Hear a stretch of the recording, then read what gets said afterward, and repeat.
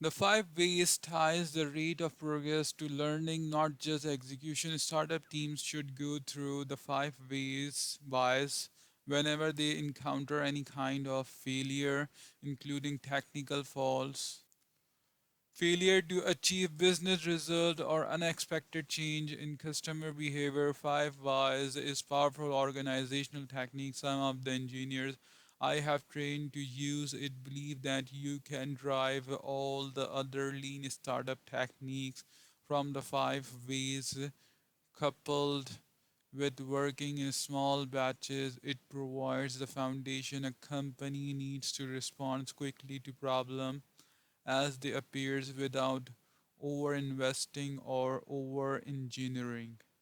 The curse of the five blames. When teams first adopt five whys as a problem solving tool, they encounter some common pitfall. We need system like five whys to overcome our psychological limitation because overcome our we tend to overreact to what happening in the moment. We also tend to get frustrated if things happen that we did not anticipate. When the five whys approach goes every, I call it the five blames instead of asking why repeatedly in an attempt to understand what went wrong. Frustrated teammates start pointing fingers at each other, trying to decide who is at fault instead of using the five whys to find and fix problem. Managers and employees can fall into the trap of using the five blames as a meaning for venting their frustration, calling out colleagues for systematic failure. Although it's human nature to assume that when we see a mistake, it's due to defect in someone else's department, knowledge, or character. The goal of the five whys is to help us not bad pupil and remedy them accordingly.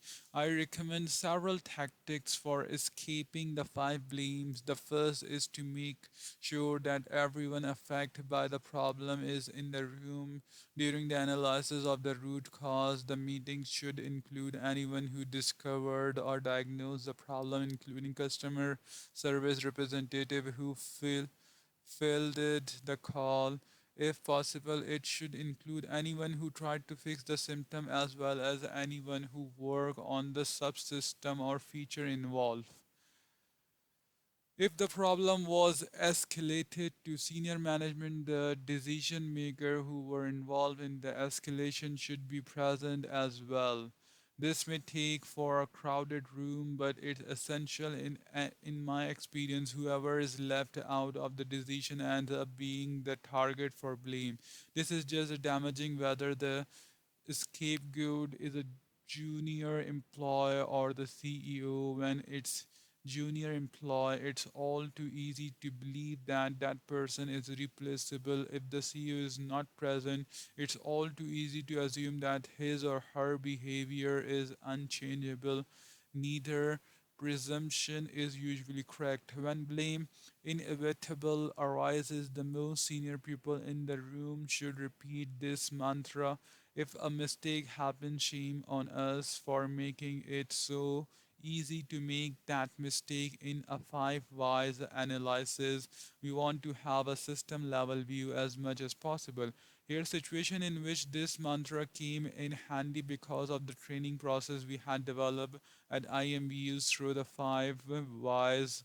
We routinely ask new engineers to make a change to the production environment on their first day. For engineers trained in traditional development method, this was often frightening. They would ask, what will happen to me if I accidentally disrupt or stop the production process? In their previous job, that was a mistake that could get them fired. At IMBU, we told new hires, if our production process is so fragile that you can break it on your very first day of work, shame on us for making it so easy to do.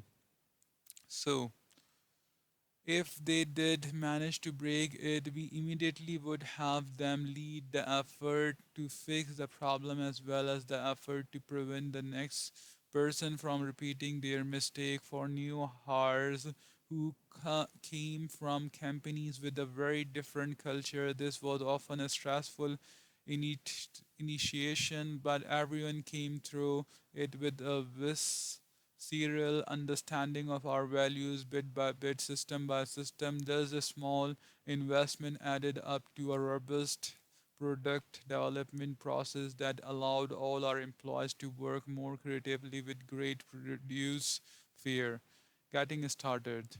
Here's are a few tips on how to get started with the five whys that are based on my experience introducing this technique at many other companies. For the five whys to work properly, there are rules that must be followed. For example, the five whys require an environment of mutual trust and empowerment. In situation in which this is lacking, the complexity of five whys can be overwhelming. In such situation, I've often used a simplified version that still allow teams to focus on analyzing root cause while developing the muscles they'll need later to tackle the full blown method. I ask teams to adopt these simple rules. Number one, be tolerant of all mistake the first time. Number two, never allow the same mistake to be made twice.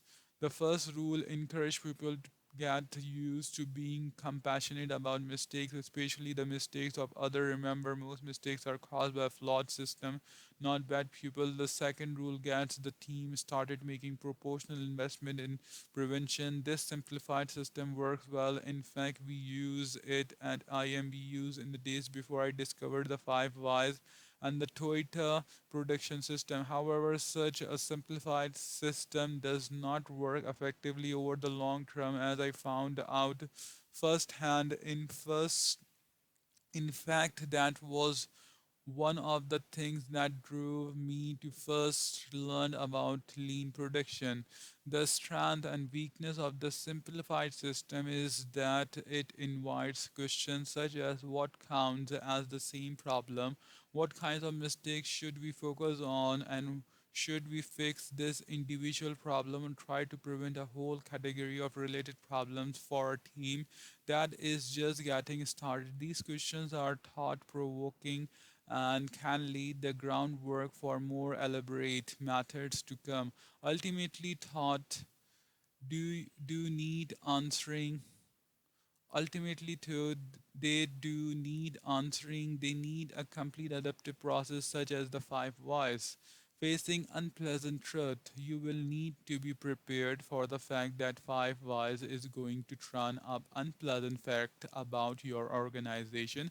Especially at the beginning, it is going to call for investment in preventions that come at the expense of time and money that could be invested in new products or features. Under pressure, teams may feel that they don't have time to waste or analyzing root cause, even though it would give them more time in the long term. The process sometimes will devolve into the five blames at all these junctures. It is essential that someone with sufficient authority to be present to insist that the process be followed, that its recommendation be implemented, and to act as a referee if disagreement flare up. Building an adaptive organization, in other words, require executive leadership to sponsor and support the process. Often, individual contributors at startups come to my workshop eager to get started with the five whys. I caution against attempting to do what if they do not have the buy in of the manager or team's leader. Proceed cautiously if you find yourself in this situation, it may not be possible to get the entire team together for a true five whys inquiry, but you can always follow the simple true rule versions in your own work whenever something goes wrong. Ask yourself, how can I prevent myself from being in this situation ever again? Start small, be specified. Once you are ready to begin, I recommend starting with a narrowly targeted class of symptoms. For example, the first time I used the five whys successfully, I used it to diagnose problems with one of the our internal testing tools that did not affect customer directly. It may be tempting to start with something large and important because that is where most of the time is being wasted as a result of a flawed process, but it is also where the pressure will be greatest. When the stakes are high, the five whys can devolve into the five blames quickly. It's better to give the team a chance to learn how to do the process first and then expand into higher stakes areas later.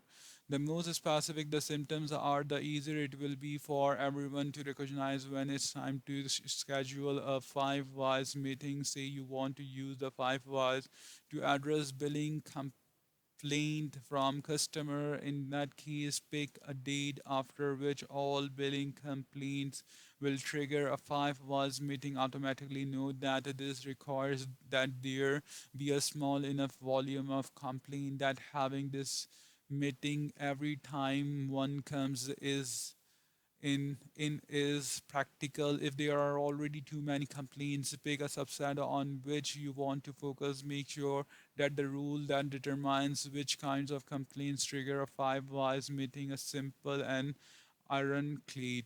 For example, you might decide that every complaint involving a credit card transaction will be investigated. That's an easy rule to follow. Don't pick a rule that is ambiguous.